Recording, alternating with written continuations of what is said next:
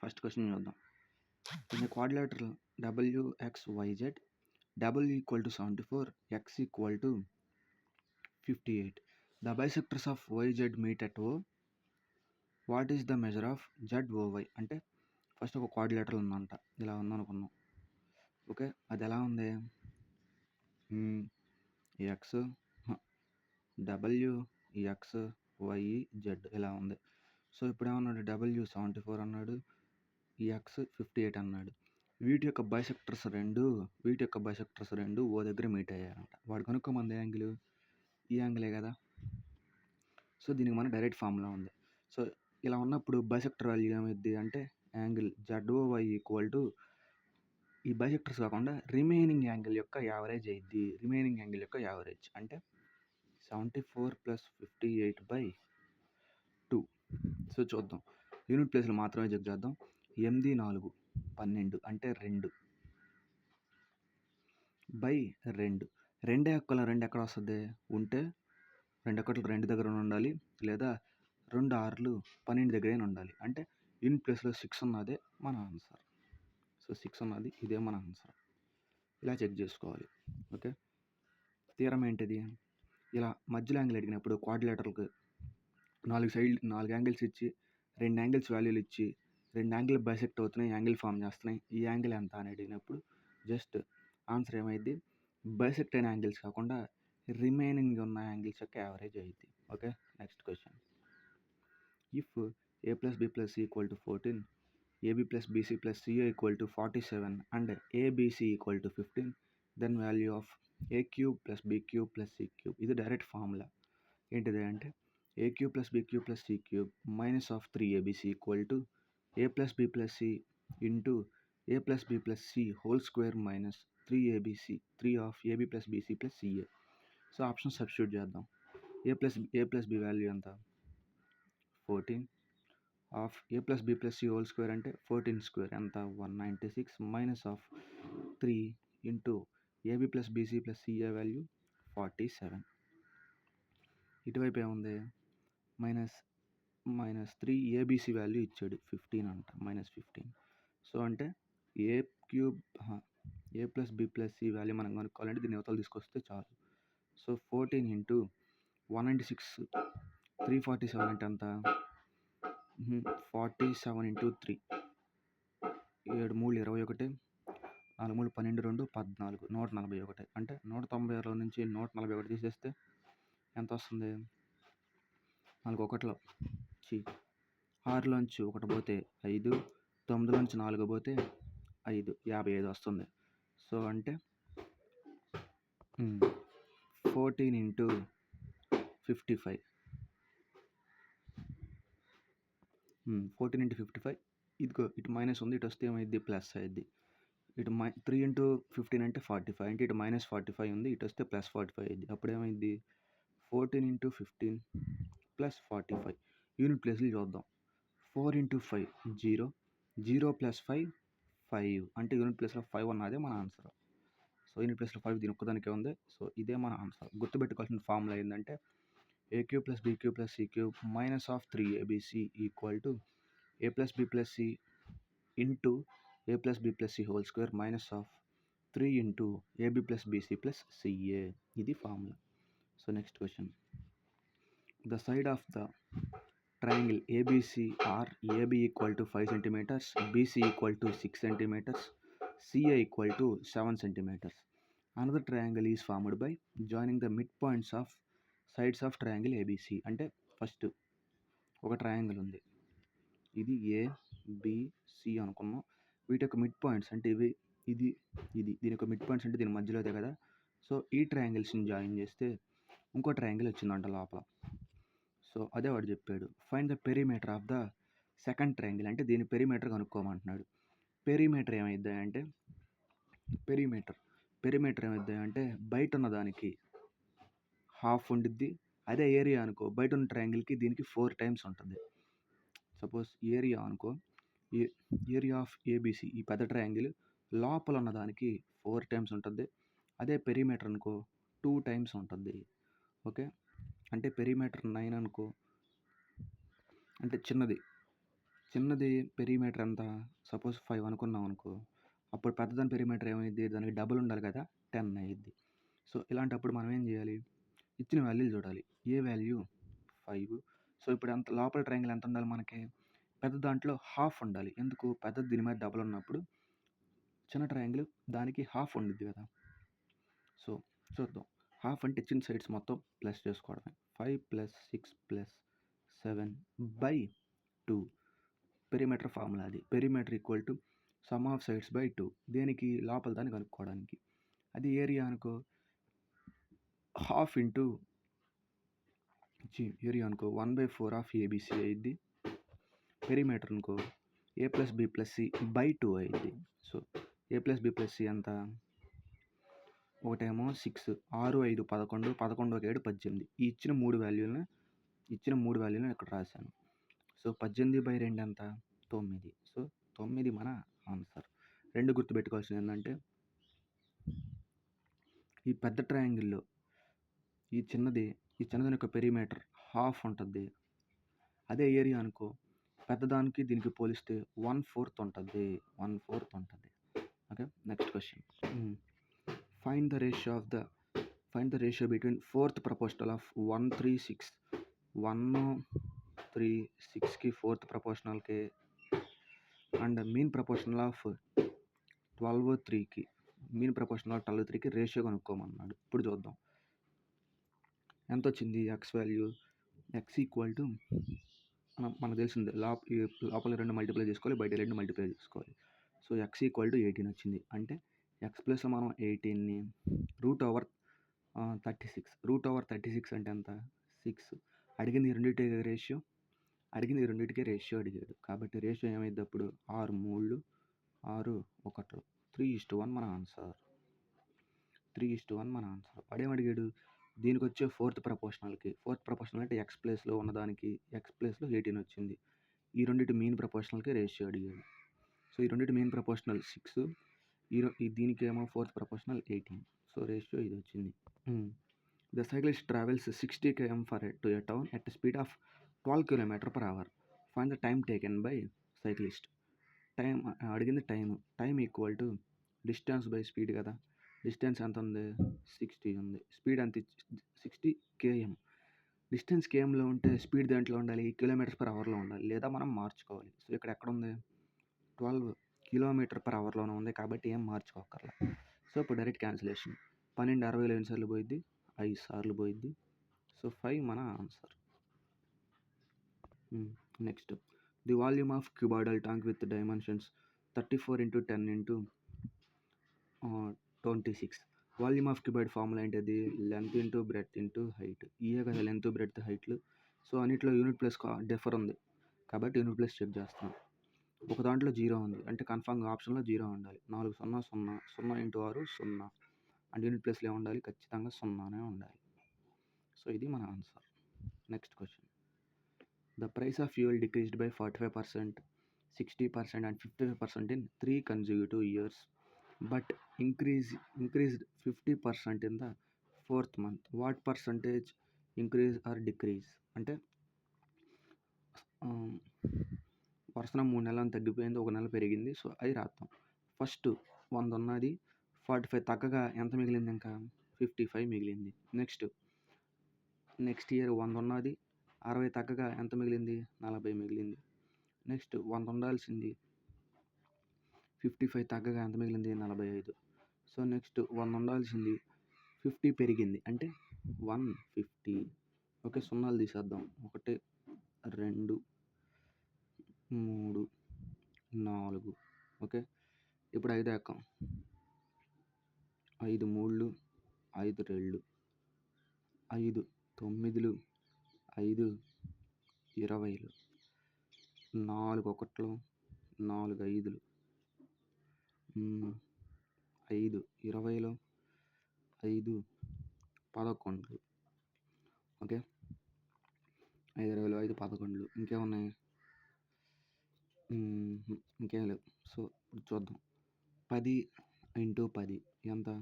100 × 20 200. So, 2000. Okay, ఉన్న వాల్యూలు రాసేద్దాం అంతే. Just 2000 పైన ఎంత ఉంది 11 ఇంటూ 9 ఇంటూ 3 ఇంత ఉంది ఇంకా. ఓకే, చూద్దాం. 11 10లు 11 9 99 3లు. సో 99 ఇంటూ 3 3 9 27 3 9 27 ఒక 2 29. సో ఫస్ట్ అంటే 297/2000. సో 2000 ఉండాల్సింది 297కి వచ్చింది. పెరిగినట్ట తగ్గినట్ట? తగ్గిపోయినట్టు. కాబట్టి ఇంక్రీజ్డ్ వాల్యూలు తీసేయాలి. సో ఇప్పుడు చూద్దాం ఎంత తగ్గింది. 2097 అంటే ఎంత తగ్గినట్టు? 297 2000 నుంచి తీసేస్తే 3 9 నుంచి 9 పోతే 0 9 నుంచి 2 పోతే 7 1703 తగ్గింది. ఓకే, 1703 తగ్గింది. ఎంత మీద? 2000 మీద ఇంటూ 100. ఈ 2 సున్నాలు క్యాన్సిల్. 20 1703 ఎన్నిసార్లు పోయింది? 28లు. ఓకే, 28లు 160. సో 2 8తోనే స్టార్ట్ అయినాయి. 28లు 160 ఎంత మిగిలిద్ది ఇంకా? ఇక్కడ చేద్దాం. 20 1703 28లు 160 100 103 మిగిలింది. 25లు 100 అంటే 85తో స్టార్ట్ అవ్వాలి ఆన్సర్. సో ఇదే మన answer. Next, the arithmetic mean of observations 95 45 85 45. So వీటికి అర్థమెటిక్ మీన్ ఎంత అని అడుగుతున్నాడు. ఫస్ట్ అవి ఎన్నో లెక్కేద్దాం. 1 2 3 4 5 6 7 8 9. సో 9 ఉన్నాయి. సో ఫస్ట్ ఏం చేద్దాం, ఇంకా యూనిట్ ప్లేస్ చెక్ చేద్దాం. ఎందుకు? యూనిట్ ప్లేస్ డిఫర్ ఉంది కాబట్టి. 5 5 0 0 ప్లస్ 5 5 5 ప్లస్ 5 0 0 ప్లస్ 1 1 1 5 6 6 4 10 10 అంటే 0 0 ఒక 6 6 7 13 3 అంటే 9వ ఎక్కంలో 3 ఎక్కడ వచ్చింది? 9 ఇంటూ 7 అంటే యూనిట్ ప్లేస్లో 7 ఉంటే 3 యూనిట్ ప్లేస్లో వచ్చింది 9వ ఎక్కంలో. సో యూనిట్ ప్లేస్లో 7 ఎక్కడ ఉంది? 67. సో ఇదే మన answer 67. Next, in a test B got 50 marks while A got 75 marks. Out of 95 maximum marks అంటే B అనేవాడు 50 మార్క్స్ తెచ్చుకున్నాడు, ఏ అనేవాడు 75 మార్క్స్ తెచ్చుకున్నాడు 95 మార్క్స్కి గాను. What's the percentage of A's marks was B's marks అంటే ఏస్ మార్క్స్లో బి మార్క్స్ ఎంత శాతం? ఇది ఎలాంటిదంటే X is what percentage of Y, X is what percentage of Y. So అప్పుడు మనం ఏం వేసుకుంటాం? B by A is by of is by of into 100. B అంత? B 50, A 75 into 100 104 103. So 100/G ఇంకేమున్నాయి? ఇంకేం లేవు. సో 54 200 203. ఓకే, 3 6లు 18. 6తో స్టార్ట్ అయ్యే ఒక ఆప్షన్ ఇదే ఉంది. సో ఇదే మన ఆన్సర్.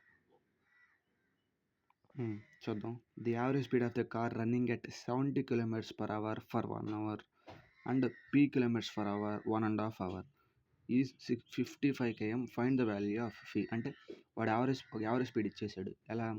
గంటకి ఒకటేమో 70 కిలోమీటర్స్ కవర్ చేస్తుందంట, ఇంకోటి 1.5 అవర్స్కి p కిలోమీటర్స్ కవర్ చేస్తుందంట. సో మొత్తం యావరేజ్ స్పీడ్ ఏమో 55కి ఈక్వల్ అన్నాడు. p వాల్యూ ఎంత అని అడిగాడు. నేను డైరెక్ట్ వాల్యూ లై చేసుకుంటున్నాను. Average speed equal to total distance by total time. So total distance ఫస్ట్ది ఎంత? 70 కిలోమీటర్స్, రెండోది p కిలోమీటర్స్. నెక్స్ట్ ఒక టైం ఎంత? 1 అవర్, ఇంకోటి 1.5 అవర్. సో 1.5 అవర్ అంటే ఎలా రాసుకోవచ్చు మనం? 2 × 1 2 ప్లస్ 1 3. ఇది 3/2గా రాసుకోవచ్చు. So 70 + p/1 + 3/2. సో 3/2 ఉంది, మళ్ళీ 1 ప్లస్. అప్పుడు దీన్ని ఎలా రాసుకోవచ్చు? 2 + 1 2 2 + 3 5.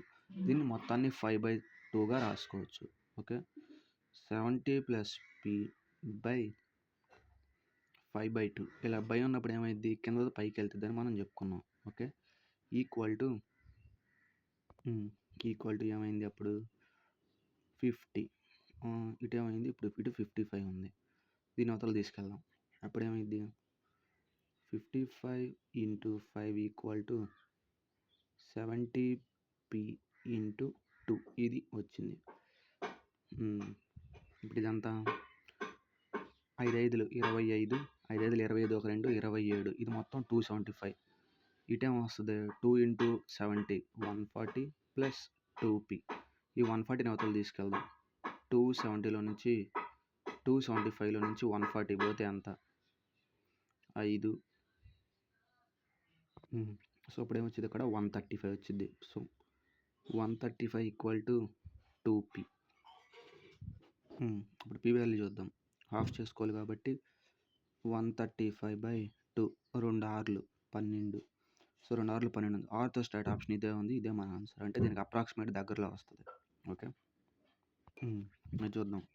If 2^3m × 8 = 2^9 and 3^2n × 3^9 × 9 = 3^6 find the value of m/n. ఇలా ఉన్నప్పుడు ఎలా రాసుకోవచ్చు? దీన్ని 8ని ఎలా రాసుకోవచ్చు మనం? 2^3m × 2³ కింద రాసుకోవచ్చు. = 2^9 అంట. బేస్లన్నీ కామన్గా ఉన్నప్పుడు పవర్లు కూడా ఈక్వల్ అవ్వాలి. ఓకే, బేస్లన్నీ కామన్గా ఉన్నాయి, పవర్లు కూడా ఈక్వల్ అవ్వాలి. అంటే 3m + 3 = 9. అప్పుడు m వాల్యూ ఏమైద్ది? దీని అవతల తీసుకెళ్ళిపోదాం. 3m = 6 అయింది, m = 2. So m = 2. సో ఇన్ని ఉన్నాయి ఆప్షన్స్. అప్పుడే మనం చేయకూడదు. నెక్స్ట్ ఇది కూడా అంతే, ఆ ఫామ్లోకే రాసుకోవాలి. సో 3^2n × 9 ఎలా రాసుకోవచ్చు మనం? 3² రాసుకోవచ్చు. = 3^6 అంట. బేస్లన్నీ కామన్గా ఉన్నాయి కాబట్టి పవర్స్ని ఈక్వల్ చేసుకోవాలి. అప్పుడేమైద్ది 2n + 2 = 6. దీని అవతల తీసుకెళ్దాం.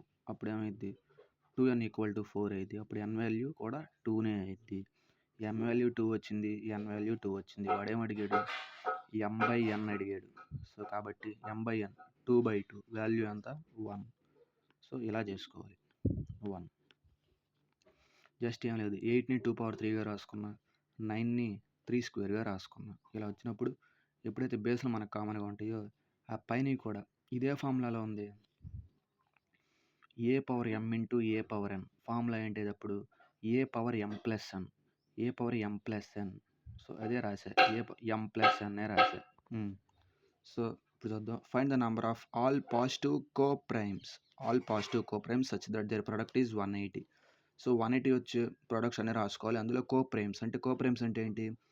ఉన్న 2 వాల్యూలకు HCF 1 అవ్వాలి. సో ఫస్ట్ వీటి యొక్క మల్టిపుల్స్ రాసుకోవాలి. అంటే ఎలా? 1 × 180, ఇంకోటి నెక్స్ట్ 2 × 90, ఇంకా 3 × 60, 4 × 45, 5 × 36. ఇవన్నీ ఇలా రాసుకోవాలి. అలా దీన్ని ఫస్ట్ 1తో డివైడ్ చేసుకున్నాం మనకి ఎంత వచ్చింది? 180 వచ్చింది. 2తో డివైడ్ చేసుకున్నాక 90 వచ్చింది. అలా ఉన్నప్పుడు మనం ఏం చేయాలంటే వాటి కోప్రైమ్స్ అంటే దేంతో ఇంకో నెంబర్ని హెచ్ వేస్తే 180 వచ్చిందో అవి రాసుకోవాలి. సో 1 × 180 180 వచ్చింది. 2 × 90 180 వచ్చింది. 3 × వచ్చింది. నెక్స్ట్ 4 × 45 వస్తుంది. 5 × 36 కూడా అదే వస్తుంది. నెక్స్ట్ 6 × 30 180 వస్తుంది. 7లో పోదు, 8లో కూడా పోదు. 7లో పోదు, 8లో పోదు. మరి 9లో పోయిద్ది. 9 × 20 180. దాని తర్వాత 10లో పోయిద్ది. 10 × 18 11లో పోదు. 12లో పోయిద్ది. 12 × 15 13లో పోయిద్దా? పోదు. 14లో కూడా పోదు. 15లో పోయిద్ది. 15 × 12. సో ఇదేగా మళ్ళీ. సో ఇలా వచ్చినాయి. ఇవి రిపీట్ అవుతున్నాయి కాబట్టి మళ్ళీ ఇంకా మనం రాసుకోక్కర్లా. సో ఇప్పుడు ఎన్ని ఉన్నాయో చూద్దాం. కోప్రైమ్స్ అంటే వాటి యొక్క HCF 1 ఉండాలి. సో 1కి 180కి HCF 1ఏనా? 1ఏ, కరెక్టే. 2కి 90కి HCF 90లో 2 పోయిద్దా? ఈ రెండిట్లో అంటే 2 పోయి ఉన్నాయి అనుకో, అది మనం HCFగా కన్సిడర్ చేయం. సో 90లో 2 పోయిద్దా? పోయిద్ది, కాబట్టి ఇది HCF కాదు. 60లో 3 పోయిద్దా? పోయిద్ది, కాబట్టి ఇది HCF కాదు. 45లో 4 పోదుగా, కాబట్టి ఇది ఒక కోప్రైమ్. 36లో 5 పోయిద్దా? పోదు, కాబట్టి ఇది ఒక కోప్రైమ్. 30లో 60 పోయిద్దా? పోయిద్ది. 20లో 9 పోదు. 20లో 9 పోదు. కాబట్టి ఇది కోప్రైమ్. 10లో 18 పోయిద్దా? అంటే 2 కలిపి ఒకే ఎక్కలో పోతాయా అని. పోతాయి. కాబట్టి ఇది కాదు. 15, 12.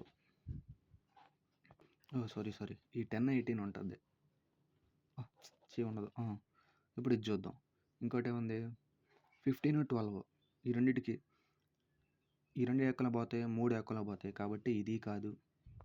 నెక్స్ట్ 15, 12 ఏ ఎక్కలో పోతాయి, 3 ఎక్కలో పోతాయి 2. కాబట్టి కాదు. ఎన్ని ఉన్నాయి మనకు అలాంటివి? 1, 2, 3, 4. సో 4 కోప్రైమ్స్ ఉన్నాయి. సో 4 మన ఆన్సర్. కోప్రైమ్స్ అంటే ఏంటంటే వాటి యొక్క ప్రొడక్ట్ 180 అవ్వాలి. కోప్రైమ్ కానీ హెచ్సిఎఫ్ ఒకటే ఉండాలి. సో ఇన్ని ఉన్నాయి ప్రొడక్ట్స్. ఓకే. సో మళ్ళీ రిపీట్ అయ్యాయి అనుకో, మళ్ళీ రిపీటెడ్ మనకు అక్కర్లా. ఎందుకు? కొట్టేస్తాం కాబట్టి కొట్టేస్తాం. ఓకే. నెక్స్ట్ ఇలా చేసుకోవాలి ఇది. Next a trader buys some goods for 200 అంటే ఒకడు 200కి ఒక గూడ్స్ కొన్నాడంట. If the over head expenses be 10% of the cost price అంటే వాడు తన కాస్ట్ ప్రైస్ మీద కంటే 10 రూపాయలు ఎక్కువైనాయి అంట. ఓవర్ హెడెడ్ ఎక్స్పెన్సెస్ అంటే తను 100 పెట్టుకుంటే 10 ఎక్కువైనాయి అంట. కాబట్టి 100 మీద 10 ఎక్కువైనాయి. Next then what price should be sold to earn 25% profit. So ఇది సక్సెస్ఫుల్ ఏం చేసుకోవచ్చు, మనం A-B ఆ ఫార్ములా వేసి ఏం చేసుకోవచ్చు. సో నేను సక్సెస్ఫుల్గా చేసుకుంటున్నాను. ఫస్ట్ ఎంత ఇంక్రీజ్ అయింది? 10% ఇంక్రీజ్ అయిందంట. సో తనకు ప్రాఫిట్ ఎంత రావాలి? 25 రావాలంట. అంటే తనకి 100 మీద 25 ప్రాఫిట్ రావాలి. అప్పుడు తన ప్రైస్ ఎంత అని అడుగుతున్నాడు. ఇది అప్పుడు ప్రైస్ ఎంత లెక్క చేసుకుంటే సరిపోద్ది. సో 25 ఎక్కం, 25 5లు, 25 4లు, ఈ 0 క్యాన్సిల్.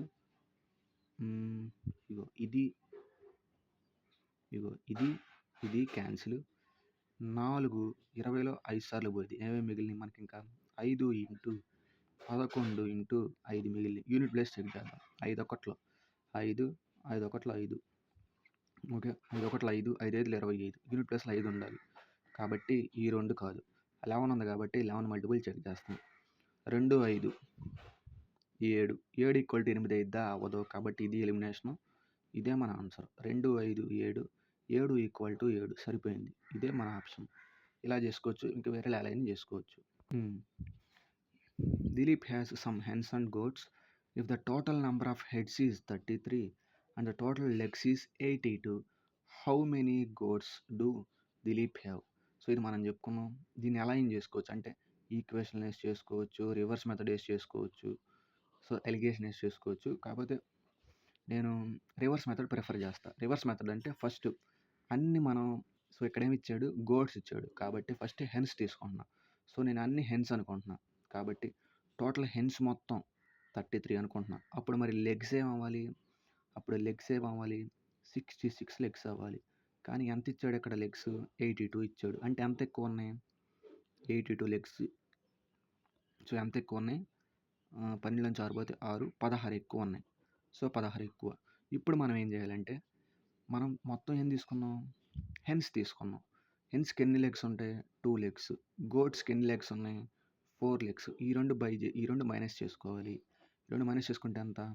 2.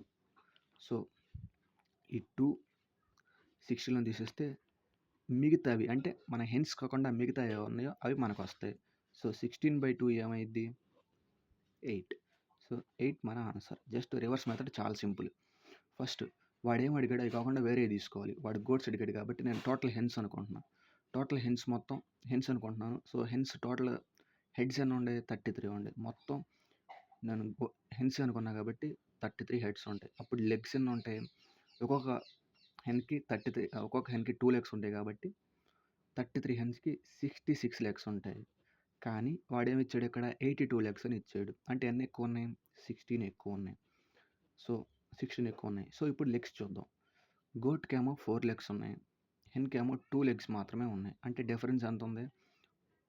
2 ఉంది. 2 డిఫరెన్స్ ఉంది. కాబట్టి ఇవి క్యాన్సిల్ చేసేస్తే వచ్చేదే హెన్స్ కాకుండా మిగిలినవి.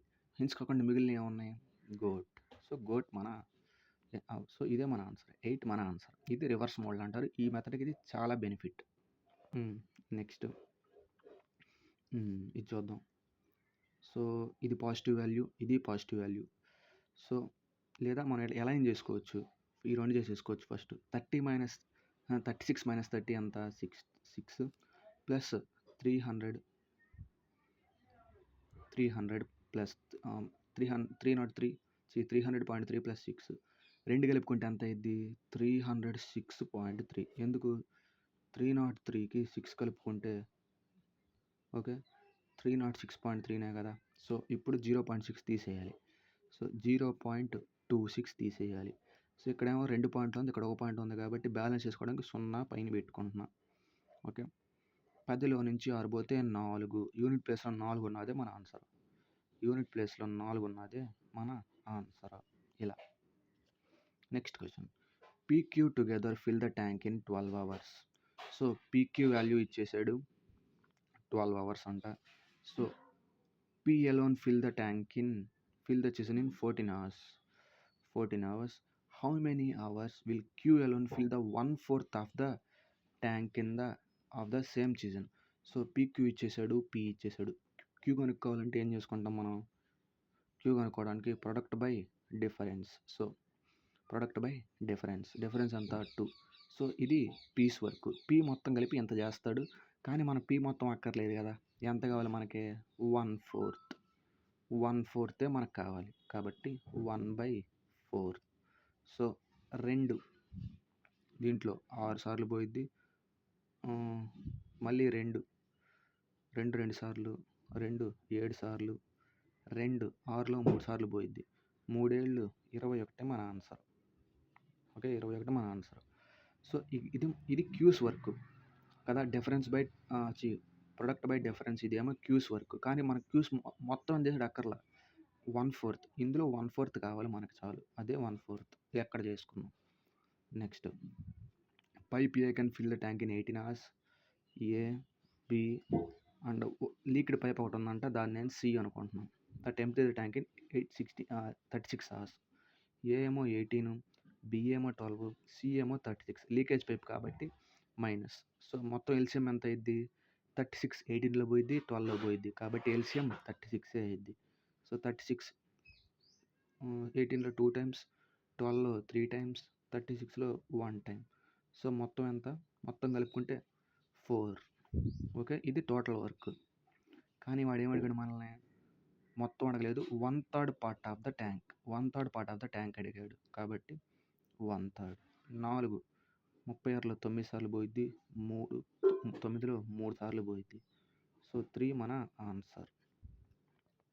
Next, 2 banks ABCD offered loan at 3.5%, 7% per annum respectively. అంటే 2 బ్యాంకులు ఉన్నాయంట, ఒకటేమో లోన్ 3.5% మీద పెడుతుందంట, ఇంకోటేమో 7.5 మీద పెడుతుందా, 7 మీద పెడుతుందంట. సో సలీల్ అనేవాడు 2 బ్యాంకుల నుంచి 4,80,000 లోన్ తీసుకున్నాడంట. Find the positive difference between the amount of SI. అంటే వాళ్ళిద్దరికి ఇలా చేసినప్పుడు సింపుల్ ఇంట్రెస్ట్ వచ్చింది కదా, వాటి మధ్య ఉన్న డిఫరెన్స్ కనుక్కోమంటున్నాడు, అదే అడిగింది. Find the positive difference between ఈ amount of SI simple interest, అదే మనల్ని కనుక్కోమంటున్నాడు 4 years తర్వాత, time period 4.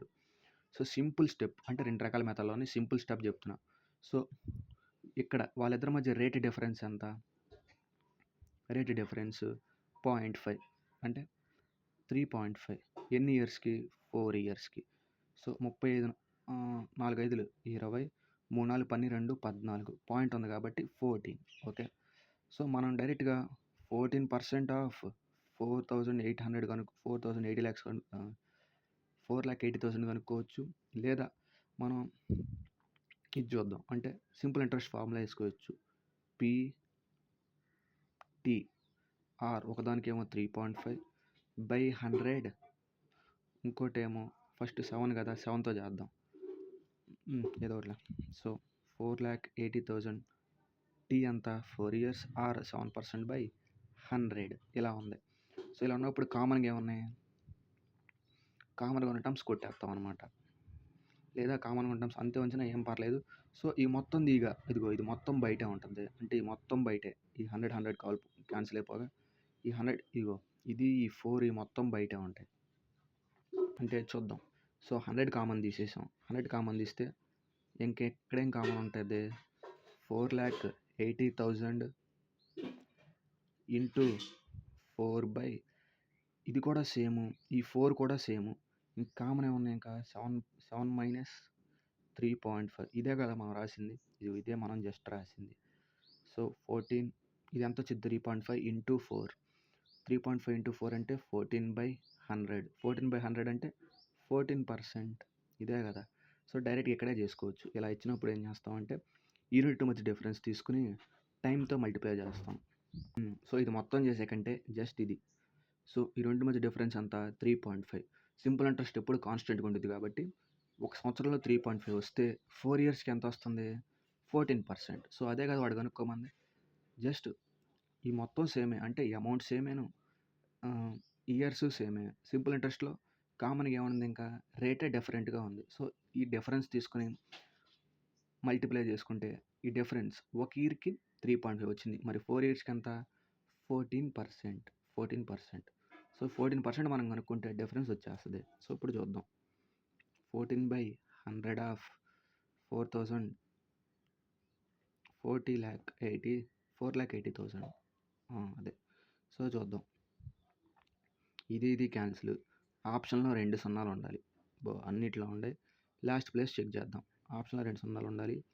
Last place check చేద్దాం. 4 8 32 అంటే 2 పక్కన 2 సున్నాలు ఉండాలి. సో ఇది లేదు, ఇది లేదు. సో ఇంకేమున్నాయి? అది 14 మల్టిపుల్ అయి ఉండాలి. 48లో మల్టిపుల్ ఉంది. 3 16 48 3 మల్టిపుల్ అయినా అయి ఉండాలి. సో 2 జీరోస్ ఉండి 3 మల్టిపుల్ అయి ఉండాలి. చూద్దాం. సో 8 2 10 16 16 16 3 మల్టిపులా? కాదు. కాబట్టి ఇదే మన ఆన్సర్. 7 7 6 13 2 15. సో ఇలా లెక్క మొత్తం మనం మల్టిప్లికేషన్ అసలు చేయకూడదు. చేసుకుంటే యూనిట్ ప్లేస్ చెక్ చేయాలి, లేదా డివిజిబిలిటీ రూల్ చెక్ చేసుకోవాలి. 48 3 మల్టిపుల్ 3 16 48 అంటే వచ్చే నెంబర్ ఖచ్చితంగా 3లో పోవాలి. సో ఇలా చేసుకోవాలన్నమాట. ఇప్పుడు చూద్దాం. A retailer offer following the discount schemes for buyer of an article which will least beneficial to customer. అంటే లీస్ట్ బెనిఫిషియల్ టు కస్టమర్ అంటే ఏంటిది? డిస్కౌంట్ తక్కువ ఉండాలి. సో కస్టమర్కి లీస్ట్ బెనిఫిషియల్ ఉండాలంటే డిస్కౌంట్ తక్కువ ఉండాలి. సో చూద్దాం. ఈ డిస్కౌంట్ ఆఫ్ 37%. Discount of 37%. ఇక్కడ 37%. ఇక్కడ డిస్కౌంట్ ఎంత వచ్చింది? Discount of 33% and following discount of 43. So ఇక్కడ 33% డిస్కౌంట్ ఇచ్చాడు, ఇక్కడ 43% డిస్కౌంట్ ఇచ్చాడు. అంటే సక్సెసివ్ ఎంత అయింది? సక్సెసివ్ మాట్లాడుకుంటే 33 + 43 మినిమం ఇక్కడ 70 ఉంది కదా. ఇక్కడ మినిమం 70 ఉంది అనుకుందాం. నెక్స్ట్ ఇక్కడ ఎంత ఇచ్చాడు? 46 + 22 ఎంత ఉంది? ఇక్కడ 68 ఉంది. సో ఈ మూడిట్లో ఇప్పుడు ఏది లెస్? ఇక్కడేమో 37 ఇచ్చాడు, ఇక్కడేమో 68 ఇచ్చాడు, ఇక్కడేమో 70 ఇచ్చాడు ఆల్మోస్ట్. సో ఇప్పుడు ఈ మూడిట్లో ఏది తక్కువ ఉంది డిస్కౌంట్? ఫస్ట్దే తక్కువ ఉంది. కాబట్టి ఫస్ట్దే మన ఆన్సర్. లెక్క మొత్తం మనం చేయక్కర్లా. ఎందుకు? ఇది ఆల్రెడీ ఇక్కడ 33 ఇచ్చేసాడు, ఇక్కడ 43 ఇచ్చాడు. ఒక డిస్కౌంట్ 43 ఆల్రెడీ ఇచ్చినప్పుడు 37 కంటే ఏది ఎక్కువ? 43నే ఎక్కువ. ఇక్కడ చూసుకుందాం. ఇక్కడ డైరెక్ట్గా 46 ఇచ్చేసాడు. సో అన్నిటికంటే డిస్కౌంట్ ఇదే తక్కువ. ఇక్కడేమో డైరెక్ట్గా 46 ఇచ్చేసాడు, మళ్ళీ 22 ఇచ్చాడు. ఇక్కడేమో 37 ఇచ్చాడు. కాబట్టి అప్పుడు ఏంటిది? ఇదేమో 60 వచ్చింది, ఇదేమో 70 వస్తుంది. ఇంకా డిస్కౌంట్ దేనికి తక్కువ ఇస్తే అదే మన ఆన్సర్ కదా. ఎందుకు? కస్టమర్కి డిస్కౌంట్ తక్కువ ఇస్తేనే వాడు లీస్ట్ బెనిఫిషియల్ అవుతాడు. సో అది మనం చెప్పింది. Next, if 602 bananas were distributed among 3 monkeys. అంటే 602 బనానాస్ ఉన్నాయంట, 3 monkeysకి ఈ రేషియోలో పంచారంట. అంటే 1/2 1/3 1/6 రేషియోలో. ఇలా ఉన్నప్పుడు ఏం చేసుకోవాలి? కింద దానికి ఎల్సిఎం తీసుకోవాలి. ఈ మూడింటికి ఎల్సిఎం 6లో 3 పోయిద్ది, 2 పోయిద్ది. కాబట్టి ఎల్సిఎం 6 అయింది. ఇప్పుడు రాసే రేషియో న్యూ రేషియో.